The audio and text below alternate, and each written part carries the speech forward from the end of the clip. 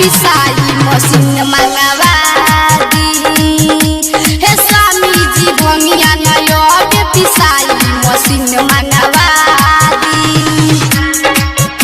हे स्वामी जी भंगिया नयो पे पिसाई मशीन मंगवा दी।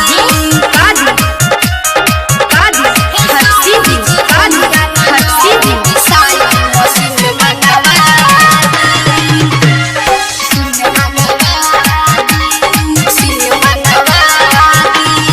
खोआ मलाई नानिक रहुआ लागे खाली जोहरवे के खानी जी।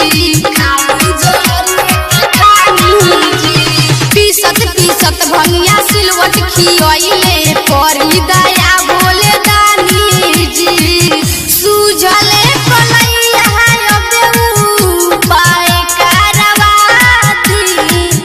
सूझले कलैया उपाय करवा दी। हे स्वामी जी भंगिया नया पे पिसाई मशीन मंगवा दी। हे स्वामी जी भंगिया नया पे पिसाई मशीन मंगवा दी। हे स्वामी जी भंगिया नया पे पिसाई मशीन मंगवा दी। हे स्वामी हर्षी जी पिसाई मशीन मंगवा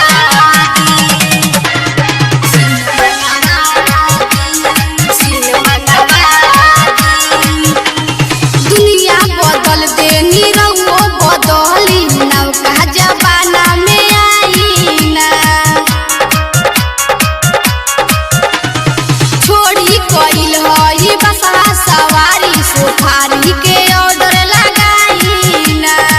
नेहानी गम सब खा मदद करी बोलवा दी।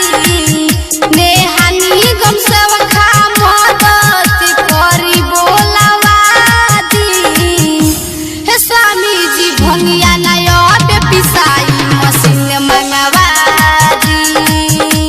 हे स्वामी जी भंगिया नया पे पिसाई मशीन मंगवा दी। आज की रिकॉर्डिंग स्टूडियो बेतिया।